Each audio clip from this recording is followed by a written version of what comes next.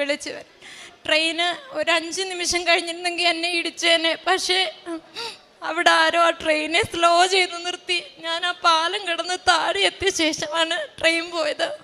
ഉടമ്പടി നമ്മുടെ ജീവിതത്തിൽ വലിയൊരു അനുഗ്രഹമാണ്. പെട്ടെന്നുള്ള മരണത്തിൽ നിന്ന് വരെ നമ്മൾ ഈ ഉടമ്പടി കേൾക്കും. അതേപോലെ ഞാൻ കൊല്ലത്ത് നിന്ന് വരുന്നു. ഞാൻ ആദ്യമായി ഇവിടെ വന്ന് ഉടമ്പടി എടുത്തത് 22 ജനുവരി 2023 ഞാൻ എൻ്റെ കുഞ്ഞിന് വേണ്ടിയാണ് ഉടമ്പടി എടുത്തത്. അവളാകെ കൂടെ പറയുന്ന വേട് ആര് എന്നുള്ളൊരു ചോദ്യം മാത്രമാണ്. എല്ലാവരുടെയും മുമ്പിൽ ഞാൻ ഒരുപാട് നാണം കെട്ടായിരുന്നു ഈ കുഞ്ഞിൻ്റെ പേര്. ഞാൻ രണ്ടാമത് വന്ന് ഉടമ്പടി പുതുക്കിയത് 16 ഒക്ടോബർ 2020 അതെൻ്റെ കുഞ്ഞ് സംസാരിക്കുന്നതിന് വേണ്ടിയായിരുന്നു. ആ ഉടമ്പടി എടുത്തതിൻ്റെ 3-ാമത്തെ ദിവസം എൻ്റെ കുഞ്ഞ് വേടുകൾ പറഞ്ഞ് സംസാരിക്കുകയും വചനം പറയുകയും ഈശോയുടെയും മാതാവിൻ്റെയും പാട്ടുകൾ വരെ പാടാൻ തുടങ്ങി. എൻ്റെ കുഞ്ഞിനെ സംസാരിക്കാൻ സഹായിച്ച ഈശോയ്ക്കും മാതാവിനും തിരുക്കുമാരനും ഞാൻ ഒരുപാട് നന്ദി പറയുന്നു. രണ്ടാമത്തെ ഉടമ്പടി എന്ന് പറയുന്നത് ഞങ്ങൾ 2 പെൺമക്കളാണ്. എൻ്റെ മമ്മിക്ക് ഞങ്ങൾ കല്യാണം കഴിഞ്ഞ ശേഷം എൻ്റെ പപ്പയുടെയും മമ്മിയുടെയും കൂടെ ആരുമില്ല. അപ്പം കൊട്ടാരക്കരയിലാണ് എൻ്റെ വീട്. അവർ എൻ്റെ കസിനൊക്കെ വഴി ഞങ്ങളുടെ വീട്ടിലൊക്കെ ഒരുപാട് പ്രശ്നങ്ങളുണ്ട്. അവർക്ക് അവിടെ നിൽക്കാനൊന്നും പറ്റത്തില്ലായിരുന്നു. അപ്പം ഞാൻ മാതാവിനോട് പ്രാർത്ഥിക്കുമായിരുന്നു, എൻ്റെ അപ്പയും അമ്മയും അവിടുന്ന് മാറ്റി സുരക്ഷിതമായ ഒരു സ്ഥലത്തെത്തിക്കണേന്ന്. ഇപ്പം മാതാവിൻ്റെയും ഈശോയുടെയും അനുഗ്രഹത്താൽ എൻ്റെ പപ്പായും മമ്മിയും നിൽക്കുന്നത് എൻ്റെ സഹോദരിയെ കല്യാണം കഴിച്ച വീട്ടിലാണ്. ഇപ്പോൾ ഒരു കുഴപ്പമില്ല, ഒരു സന്തോഷത്തോടെ നിൽക്കുന്നു.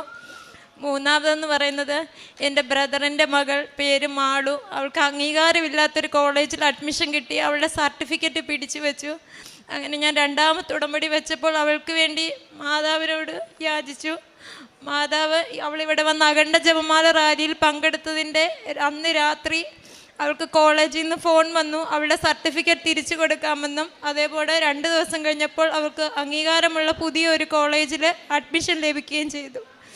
പിന്നെ ഞാൻ ജോബിന് വേണ്ടി പ്രാർത്ഥിക്കുന്നുണ്ടായിരുന്നു. എപ്പോഴും എൻ്റെ കാര്യത്തിലെല്ലാം തടസ്സമായി. എക്സാം എഴുതുന്നതെല്ലാം ഫെയിലായി പോവുകയൊക്കെ ചെയ്യുമായിരുന്നു. പക്ഷെ എൻ്റെ മാതാവിനോട് ഞാൻ പ്രാർത്ഥിച്ചു, എനിക്കൊരു ജോലി ലഭിച്ചു.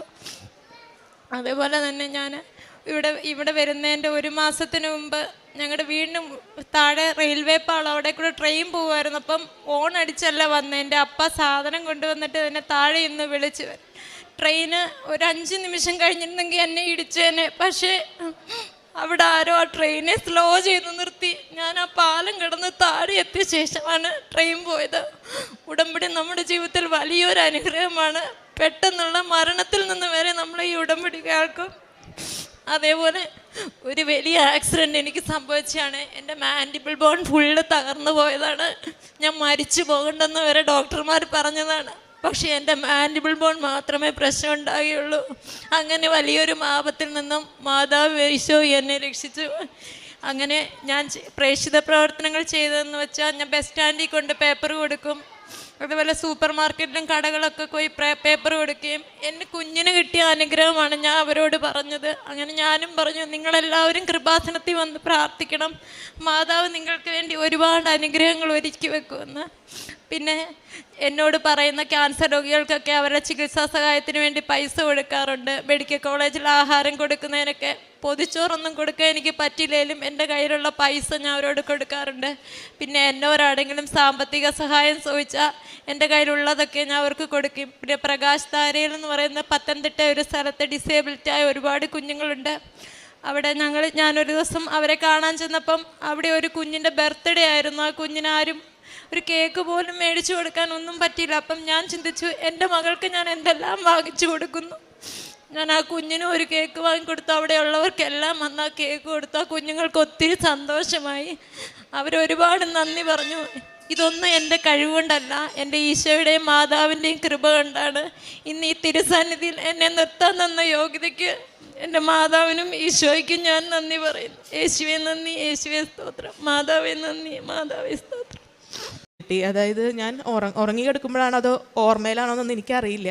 മാതാവ് എൻ്റെ അടുത്തേക്ക് വരുന്നു. ഫസ്റ്റ് ഞാനൊരു വെള്ളി വെളിച്ചാണ് കണ്ടേ. പിന്നെ മാതാവ് അടുത്തേക്ക് വരുന്നത് സന്തോഷം കൊണ്ട് എനിക്കറിയില്ല, ഞാൻ കരയായിരുന്നു. മാതാവിനോട് മുട്ടുകുത്തി ഒരുപാട് നന്ദി പറഞ്ഞു. കാരണം ഞങ്ങളുടെ കല്യാണം കഴിഞ്ഞ് 8 വർഷം കഴിഞ്ഞിട്ട് ഞാൻ ഒരു പ്രാവശ്യം പോലും കൺസീവ് ആയിട്ടില്ല. അങ്ങനെ എനിക്ക് ആദ്യമായിട്ട് പരിശുദ്ധ അമ്മയ്ക്കും ഈശോയ്ക്കും ആദ്യമേ തന്നെ ഞങ്ങൾ ഒരുപാട് നന്ദി പറയാണ്. എൻ്റെ പേര് വിദ്യ, ഇതെൻ്റെ ഹസ്ബൻഡ് ജോമോൻ. ഞങ്ങൾ തൃശ്ശൂരിൽ നിന്നാണ് വരുന്നത്. ഞാൻ UK നേഴ്സായി വർക്ക് ചെയ്യാണ്. ഞങ്ങളുടെ കല്യാണം കഴിഞ്ഞ് 8 വർഷം കഴിഞ്ഞിട്ടും ഞങ്ങൾക്കൊരു കുഞ്ഞുണ്ടായിരുന്നില്ല. അത് വലിയൊരു സങ്കടമായിട്ട് ഞങ്ങളുടെ ജീവിതത്തിലുണ്ടായിരുന്നു. അങ്ങനെ ഞാൻ ഒരുപാട് ട്രീറ്റ്മെൻറ്റും ഒരുപാട് മെഡിസിൻസും എടുത്തിരുന്നു. ലാസ്റ്റ് ഇൻഫെർട്ടിലിറ്റി ട്രീറ്റ്മെൻറ്റ് സബൈൻ ഹോസ്പിറ്റലുണ്ട് മൂവാറ്റുപുഴ, അവിടെ ചെയ്തിരുന്നു. എന്നിട്ടൊന്നും ഒരു കാര്യം ഉണ്ടായിരുന്നില്ല. പിന്നെ IVF ട്രൈ ചെയ്തു ലാസ്റ്റ് ഇയർ വന്നിട്ട്, അതും ഫെയിലായി. അങ്ങനെ ഇരിക്കുമ്പോഴാണ് ഞാൻ എൻ്റെ മേമ പറഞ്ഞിട്ട് ഇവിടെ കൃപാസനത്തെ പറ്റി അറിയണത്. അങ്ങനെ ഞാനിവിടെ വന്ന് 2024 ജനുവരി 22 ഇവിടെ വന്ന് ഉടമ്പടി എടുത്തു. മാതാവിൻ്റെ മുമ്പിൽ മുട്ടുകുത്തി ഞാൻ കുറേ പ്രാർത്ഥിച്ചു, കരഞ്ഞു പ്രാർത്ഥിച്ചു. കാരണം അവിടെ സഭയിലെ ഡോക്ടർ പറഞ്ഞത് എനിക്ക് നോർമലായിട്ട് കുഞ്ഞുണ്ടാവാൻ ഒരിക്കലും സാധ്യതയില്ല എന്നാണ് പറഞ്ഞിരുന്നത്. അവിടെ ലാപ്രോസ്കോപ്പി സർജറി ചെയ്തിരുന്നു, ഹസ്ബൻഡിന് വെരിക്കോസിലെക്ടമി ചെയ്തിരുന്നു, അതിലൊന്നും ഒരു പ്രോബ്ലം ഉണ്ടായിരുന്നില്ല. പിന്നെ അവർ ലാസ്റ്റ് പറഞ്ഞത് നിങ്ങൾക്ക് ഡോണർ അറേഞ്ച് ചെയ്തിട്ട് അങ്ങനെ ട്രൈ ചെയ്യാമെന്നാണ് പറഞ്ഞിരുന്നത്. അപ്പോൾ ഒരുപാട് മെഡിസിൻസും ഒരുപാട് ഇഞ്ചക്ഷൻസും ഒക്കെ എടുത്തിരുന്നു, എന്നിട്ട് ഒരു പ്രയോജനം ഉണ്ടായിരുന്നില്ല. ലാസ്റ്റ് ഹോപ്പായിരുന്നു ഇവിടെ വന്ന് മാതാവിൻ്റെ അടുത്ത് വന്ന് കരഞ്ഞ് പ്രാർത്ഥിച്ചു, മാതാവേ എനിക്കൊരു കുഞ്ഞുണ്ടാവുകയാണെങ്കിൽ മാതാവിൻ്റെ ക്രെഡിറ്റിൽ മതി, അല്ലാതെ വേറെ ഡോക്ടേഴ്സിൻ്റെ അല്ലാതെ വേറെ മെഡിസിൻസോ ഒന്നും എടുത്തിട്ട് വേണ്ട. അങ്ങനെ ഞാൻ തീരുമാനിച്ചു. അങ്ങനെ ഞങ്ങൾ 4 ദിവസം കഴിഞ്ഞ് തിരിച്ച് UK പോയി. അതിന് മുന്നേ അച്ഛൻ്റെ കണ്ട് പ്രാർത്ഥിക്കാൻ പറ്റിയിരുന്നു. അച്ഛൻ ഞങ്ങളുടെ തലയിൽ കൈവച്ച് പ്രാർത്ഥിച്ചിരുന്നു, സൈത്ത് തന്നിരുന്നു. അത് ഞങ്ങൾ അടിവയറ്റിൽ തേച്ച് പ്രാർത്ഥിച്ചിരുന്നു.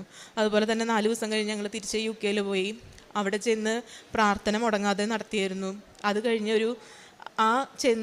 ഒരാഴ്ചയിൽ തന്നെ എനിക്ക് മാതാവിൻ്റെ ഒരു ദർശനം കിട്ടി. അതായത് ഞാൻ ഉറങ്ങി കിടക്കുമ്പോഴാണോ അതോ ഓർമ്മയിലാണോ എന്നൊന്നും എനിക്കറിയില്ല. മാതാവ് എൻ്റെ അടുത്തേക്ക് വരുന്നു. ഫസ്റ്റ് ഞാനൊരു വെള്ളി വെളിച്ചാൽ കണ്ടേ, പിന്നെ മാതാവ് അടുത്തേക്ക് വരുന്നതായിട്ട് കണ്ടിരുന്നു. അതുവരെ ഞാൻ കൃപാസന പത്രം വാങ്ങിയിട്ടുണ്ടായിരുന്നെങ്കിലും കൊടുത്തിരുന്നില്ല. അവിടെ പള്ളിയിൽ അറിയാവുന്നവർക്ക് കൊടുക്കാമെന്നായിരുന്നു ആദ്യം വിചാരിച്ചത്. പിന്നെ അതിനുശേഷം എനിക്ക് തോന്നി അറിയാവുന്നവർക്കല്ല, മാതാവിനെ അറിയാത്തവർക്ക് വേണം കൊടുക്കാമെന്ന്.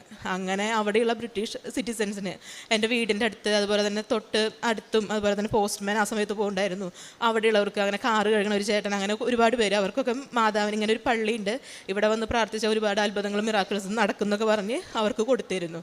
പിന്നെ അതുപോലെ തന്നെ ഞാൻ എല്ലാ ദിവസവും പ്രാർത്ഥിക്കുമ്പോൾ നേർച്ച വസ്തുക്കളായിട്ടുള്ള നമ്മുടെ ഉപ്പും അതുപോലെ തന്നെ തൈലം അതെല്ലാം അടിവയറ്റിൽ തേച്ച് പ്രാർത്ഥിച്ചിരുന്നു, ഉപ്പ് കഴിച്ചിരുന്നു, തേൻ കുടിച്ചിരുന്നു.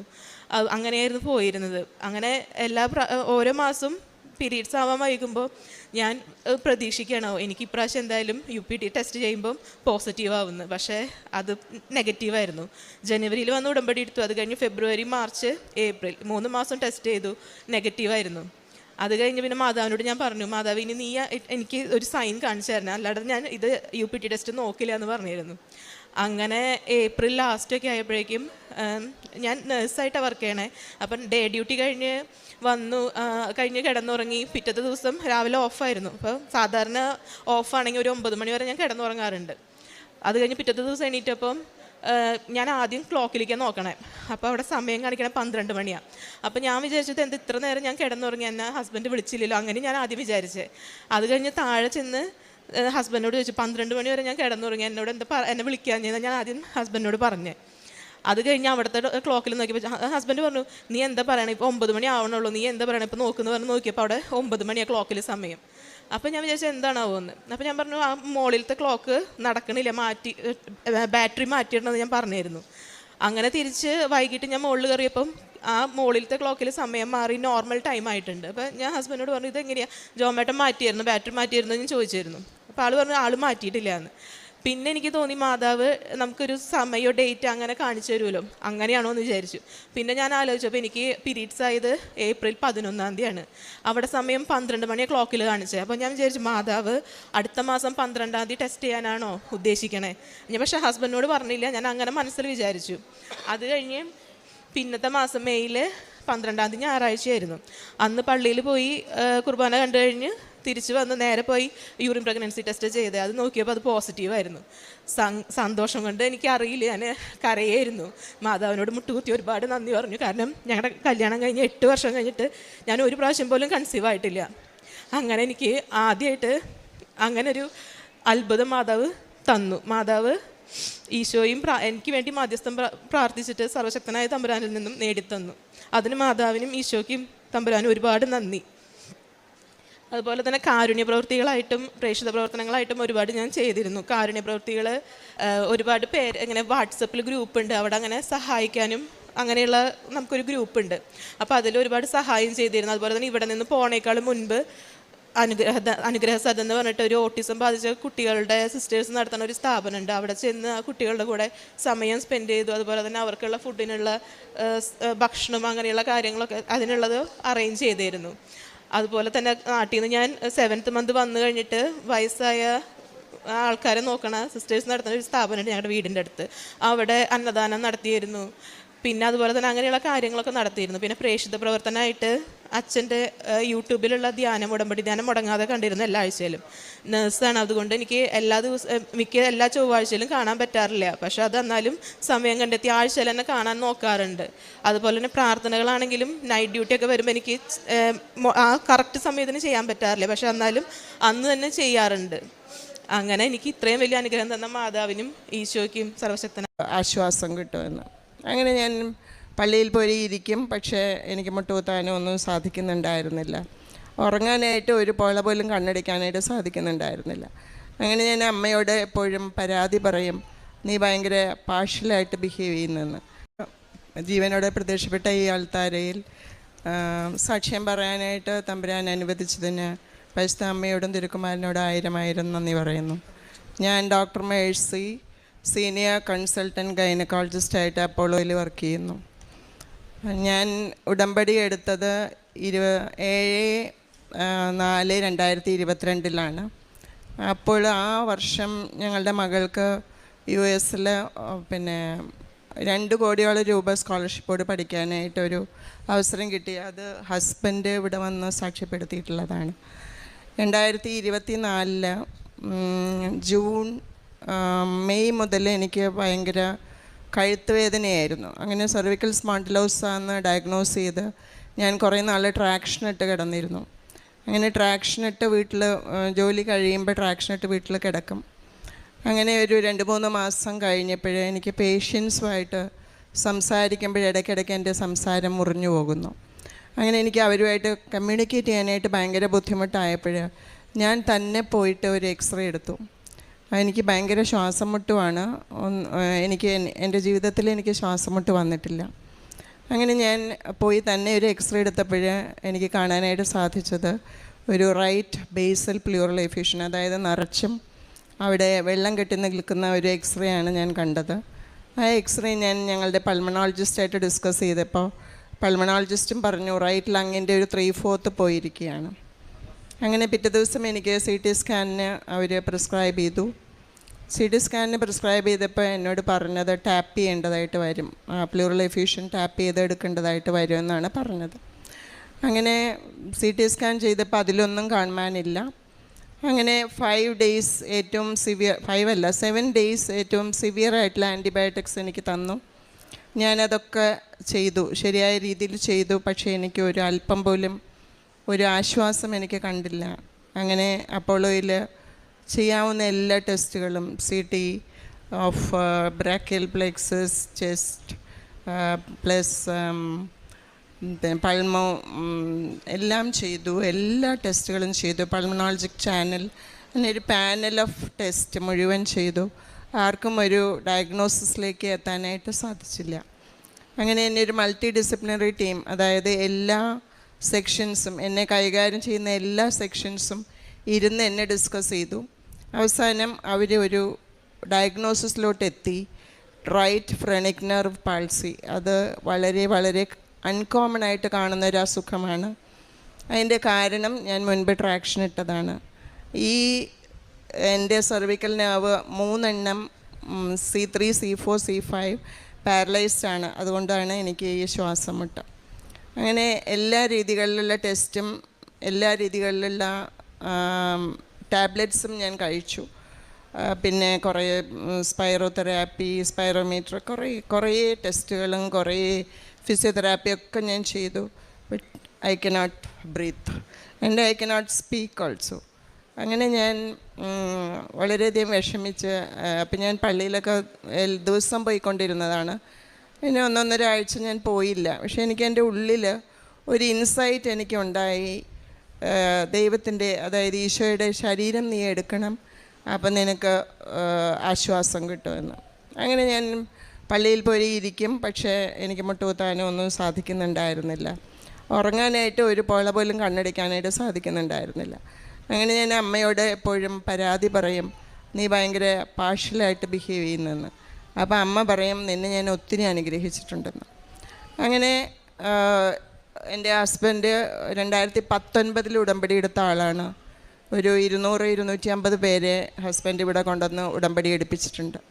അപ്പോൾ എന്നോട് ഞാൻ പറഞ്ഞു, നമുക്ക് ജോസ് പച്ചൻ്റെ പോയി പ്രാർത്ഥിക്കാമെന്ന്. അങ്ങനെ ഞങ്ങൾ ടോക്കൺ എടുത്തു, ഇവിടെ വന്നു, മുട്ടുകുത്തി. അങ്ങനെ അച്ഛൻ കൈവച്ച് പ്രാർത്ഥിച്ചു. കൈവച്ച് ഒരു റൗണ്ട് കഴിഞ്ഞു, കാശുരൂപം തന്നു. പിന്നെ ലാസ്റ്റ് റൗണ്ടിൽ അച്ഛൻ എൻ്റെ തലയിൽ കൈവച്ചിട്ട് എന്നോട് ചോദിച്ചു, ശ്വാസം മുട്ടാണല്ലേ എന്ന്. അപ്പോൾ ഞാൻ പറഞ്ഞു, എൻ്റെ right lung is not working. അങ്ങനെ അച്ഛൻ അന്ന് പ്രാർത്ഥിച്ചതിന് ശേഷമാണ് എനിക്കൊന്ന് കിടക്കാനും ഒന്ന് ചെറിയ രീതിയിലെങ്കിലും എനിക്കൊരു ആശ്വാസം ഞാൻ കണ്ടെത്തിയത്. അച്ഛൻ്റെ കൈവയ്പ്പ് പ്രാർത്ഥനയിലൂടെയും അച്ഛൻ തന്ന സാഹിത്യം ഞാൻ പുരട്ടിയതിലൂടെയും എനിക്ക് വളരെ ആശ്വാസം അന്ന് മുതൽ തോന്നി തുടങ്ങി. അങ്ങനെ ഞാൻ ഒരാഴ്ച കഴിഞ്ഞപ്പോൾ വീണ്ടും ജോലിക്ക് പോയി തുടങ്ങി. അപ്പോൾ എൻ്റെ അടുത്ത എല്ലാ ഡോക്ടേഴ്സും ചോദിച്ചു, പ്രത്യേകിച്ച് എൻ്റെ ഡിപ്പാർട്ട്മെൻറ്റിലെ ഡോക്ടേഴ്സൊക്കെ ചോദിച്ചപ്പോൾ ഞാൻ പറഞ്ഞു, ഞാൻ കൃപാസനത്തിൽ പോയി പ്രാർത്ഥിച്ചതിന് ശേഷമാണ് എനിക്കൊരു അല്പമെങ്കിലും ആശ്വാസം ലഭിച്ചതെന്ന്. അത് കഴിഞ്ഞ് ഞാനിങ്ങനെ ഈ കാര്യങ്ങളൊക്കെ ചെയ്തുകൊണ്ടിരിക്കുന്നതിൻ്റെ ഇടയിൽ സാക്ഷ്യം പറഞ്ഞില്ലല്ലോ. അപ്പോൾ ഒരു അച്ഛൻ്റെ ഒരു പ്രസംഗം കേൾക്കുമ്പോഴേ അച്ഛൻ പറയുകയാണ്, നിങ്ങൾക്ക് കിട്ടിയ കൃപ നിങ്ങൾ പറഞ്ഞില്ലെങ്കിൽ നിങ്ങൾ പണി മേടിക്കുക. അങ്ങനെ എനിക്ക് ലാസ്റ്റ് മന്ത് വീണ്ടും ഒരു ചുമ വന്നു. ആ ചുമയും പനിയും ഒക്കെ വന്ന് ആ ഒരു 3 വീക്സിൽ ഞാൻ തീരുമാനിച്ചു, ഞാനിവിടെ വന്ന് എന്തായാലും സാക്ഷ്യം പറയുന്നു. ആ സമയത്ത് ഞാനൊരു എക്സ്റേ എടുത്തു.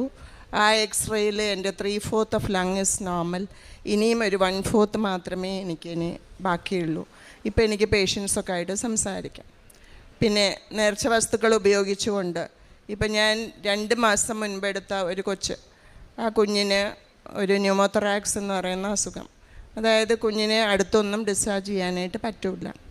അപ്പം ഞാൻ NICUവിൽ ചെന്നിട്ട് ഈ വെഞ്ചരിച്ച ഉപ്പ് അവിടെ വിതറുകയും തൈലം കുഞ്ഞിൻ്റെ മേൽ തേക്കുകയും, NICUവിൽ ആർക്കും പ്രവേശനമില്ലാത്തതാണ് എങ്കിലും ഞാൻ ചെയ്യുകയും ചെയ്തു. ആ കുഞ്ഞിനെ ഡിസ്ചാർജ് ചെയ്യേണ്ട സമയത്ത് തന്നെ ഡിസ്ചാർജ് ചെയ്യാനായിട്ട് ഞങ്ങൾക്ക് സാധിച്ചു. എൻ്റെ ഏതൊരു ബുദ്ധിമുട്ട് സമയത്തും ഒരു ഗൈനക്കോളജിസ്റ്റ് എന്ന് പറയുമ്പോൾ നിങ്ങൾക്കറിയാം എത്ര ബുദ്ധിമുട്ടിയാണ്, എത്ര പ്രയാസമുള്ള ജോലിയാണെന്ന്. പക്ഷെ ഒത്തിരി പേരും വരുമ്പോൾ, ഒത്തിരി കോംപ്ലിക്കേറ്റഡ് കേസസ് വരുമ്പോൾ ഞാൻ പറയും, തമ്പുരാൻ നമ്മുടെ കൂടെയുണ്ട്, അമ്മ നമ്മുടെ കൂടെയുണ്ടെന്ന്. അവർക്കൊക്കെ എനിക്ക് അമ്മയുടെയും ജീസസിൻ്റെയും കഥ പറഞ്ഞു കൊടുക്കാനായിട്ട് പലപ്പോഴും സാധിച്ചിട്ടുണ്ട്. അത് ഞാൻ തമ്പുരാന് നന്ദി പറയുന്നു. അതിലൊക്കെ കൂടുതലായിട്ട് ഞാൻ നന്ദി പറയുന്നത് 1987 ഞാൻ സ്റ്റാർട്ട് ചെയ്തതാണ് എൻ്റെ പ്രാക്ടീസ്. ഇന്ന് വരെ ഒരു അബോർഷൻ, ഞാൻ 32 വർഷം ഗവൺമെൻറ് ആശുപത്രിയിൽ വർക്ക് ചെയ്തതാണ്. പക്ഷേ ഒരു അബോർഷൻ പോലും ഞാൻ ഇന്ന് വരെ ചെയ്തിട്ടില്ല, ഇന്ന് വരെ അസിസ്റ്റ് ചെയ്തിട്ടില്ല. അതുകൊണ്ട് അതിൻ്റെ ആ ഒരു മഹത്വം എനിക്കിപ്പോൾ ഉടമ്പടി എടുത്തപ്പോഴാണ് ഉള്ളിൽ നിന്നും തോന്നുന്നത്. പിന്നെ ഞാൻ ഈ ഉടമ്പടി വസ്തുക്കൾ പലപ്പോഴും ഞാൻ ലേബർ റൂമിൽ കൊണ്ടുപോവുകയും അല്ലെങ്കിൽ OTയിൽ കൊണ്ടുപോവുകയും അവിടെയൊക്കെ പ്രയോഗിക്കുകയും ചെയ്തിട്ടുണ്ട്. ഇന്ന് വരെ വലിയൊരു കോംപ്ലിക്കേഷൻസ് ഒന്നുമില്ലാതെ എന്നെ ദൈവം കൈപിടിച്ച് നടത്തിയിട്ടുണ്ട്. പിന്നെ വേറൊരു കാര്യമെന്ന് പറയുന്നത്, ഞാൻ OTയിൽ കയറുമ്പോൾ, ഓപ്പറേഷൻ തിയേറ്ററിൽ കയറുമ്പോൾ എപ്പോഴും ഞാൻ അമ്മയെ കൂട്ടുപിടിച്ചാണ്, അമ്മയെ ഞാൻ എപ്പോഴും ക്ഷണിച്ചാണ് കൊണ്ടുപോകാറ്. ക്ഷണിച്ച് കൊണ്ടുപോയി അമ്മേനെ അവിടെ നിർത്തിയിട്ടാണ് ഞാൻ എൻ്റെ ഓപ്പറേഷൻസൊക്കെ ചെയ്യാറ്. കർത്താവും ഞാൻ എപ്പോഴും ഒരു ക്രോസ് വരയ്ക്കും, വിശ്വാസപ്രമാണം ചൊല്ലും. ഈശോയും മാതാവും എൻ്റെ കൂടെ എന്നും ഉണ്ടായിരുന്നെന്ന് എനിക്കറിയാം. ഇനി ഞാൻ എൻ്റെ സ്പിരിച്വൽ ലൈഫിലേക്ക് വരുമ്പോൾ ഇപ്പോൾ ഒരു കുർബാന പോലും മുടക്കാതെ വൈകുന്നേരം ഡ്യൂട്ടി കഴിയുമ്പോൾ ഞാനൊരു ചാനും കൂടി ഒന്നില്ലെങ്കിൽ 5 മണിയുടെ കുർബാന, അല്ലെങ്കിൽ 6 മണിയുടെ കുർബാന, അല്ലെങ്കിൽ 6:30യുടെ കുർബാന, വളരെ അപൂർവമായ ദിവസങ്ങളിൽ മാത്രമേ കുർബാന, എൻ്റെ എന്തെങ്കിലും ഡ്യൂട്ടി പ്രശ്നങ്ങളുണ്ടെങ്കിൽ മാത്രമേ ഞാൻ കുർബാന മുടക്കാറുള്ളൂ. പണ്ട് എനിക്കൊരു പെൻറ്റക്കോസ്റ്റൽ ഇൻഫ്ലുവൻസ് ഉണ്ടായിട്ട് എനിക്ക് മാതാവിനോട് ആ ഒരു താല്പര്യം വളരെയധികം കുറഞ്ഞിരുന്നു. പക്ഷേ ഉടമ്പടി എടുത്തതിന് ശേഷം ഇന്ന് ഞാൻ അമ്മയായിട്ട് ഒരു നല്ല ബന്ധത്തിലാണ് പോയിക്കൊണ്ടിരിക്കുന്നത്. പിന്നെ പത്രം ഞാൻ എപ്പോഴും ഞാനൊരു 8 പത്രം വാങ്ങിക്കൊണ്ടുവരും. അതിൽ 2 മിക്കവാറും ഞാൻ പേഷ്യൻസിന് നൽകാറുണ്ട്. അപ്പോൾ എന്നേലും മുമ്പ് പേഷ്യൻസ് എന്ന് അവർക്കറിയാം കൃപാസനം എന്താണെന്നും കൃപാസനം പത്രം എന്താണെന്നും അതിൻ്റെ ഇഫക്റ്റ് എന്താണെന്നും അവർക്ക് തന്നെ നല്ലപോലെ അറിയാവുന്നതാണ്. അടുത്ത കാര്യമെന്ന് പറയുന്നത് പ്രേക്ഷിത പ്രവർത്തനം. ഞങ്ങൾ എല്ലാ മാസവും ഒന്നില്ലെങ്കിൽ ഒരു ഓർഫനേജിൽ, അല്ലെങ്കിൽ ഇപ്പോൾ ഞങ്ങൾ 3 മാസമായിട്ട് തൃശ്ശൂർ മെഡിക്കൽ കോളേജിൻ്റെ ഓങ്കോളജി വാർഡിൽ പോകും. അവിടെയുള്ള പാലിയേറ്റീവ് വാർഡിൽ പോയി എല്ലാവർക്കും കൃപാസനം പത്രം കൊടുക്കുകയും അവരോട് പ്രാർത്ഥിക്കുകയും ഞങ്ങൾ ദശാംശം അവിടെ ഡിസ്ട്രിബ്യൂട്ട് ചെയ്യുകയും ചെയ്യാറുണ്ട്. കർത്താവ് ഞങ്ങളെ വഴി നടത്തിയ എല്ലാ വഴികൾക്കും തമ്പുരാനും തിരുക്കുമാരനും നന്ദി പറയുന്നു. ഉടമ്പടി ചെയ്തതിന് ശേഷം ഒത്തിരി സ്പിരിച്വലായിട്ട് വളരാനായിട്ട് സാധിച്ചിട്ടുണ്ട്. അതിന് അതുപോലെ തന്നെ പ്രൊഫഷനെ അതുമായിട്ട് കോറിലേറ്റ് ചെയ്ത് കൊണ്ടുപോകാനായിട്ട് സാധിക്കുന്നു. പിന്നെ ബൈബിൾ വായന എന്ന് പറയുന്നത് എനിക്ക് എല്ലാ ദിവസവും ഹാഫ് ആൻ അവർ ചെയ്യാനായിട്ട് ചിലപ്പോൾ സാധിച്ചില്ലെങ്കിലും അത് ഞാൻ ഇപ്പോൾ ഇന്ന് ഞാൻ ബാക്കി നിൽക്കുന്നത് എനിക്ക് 1.5 മണിക്കൂറാണ്. അത് ഞാൻ എപ്പോഴെങ്കിലുമൊക്കെ ആയിട്ട് ബൈബിള് വായിച്ച് തീർക്കാറുണ്ട്. പിന്നെ ഞാൻ എപ്പോഴും ഇവിടെ ഉടമ്പടിക്ക് ആളുകളെ കൊണ്ടുവരികയും കൃപാസനം റാലിക്ക് എപ്പോഴും ഒരു ബസ് ഇടുകയൊക്കെ ചെയ്യുന്ന ഒരു പ്രേക്ഷിത പ്രവർത്തനം കൂടി ഞങ്ങൾ ചെയ്യുന്നുണ്ട്. തിരുക്കുമാരനും മാതാവിനും 1000 നന്ദി പറഞ്ഞുകൊണ്ട്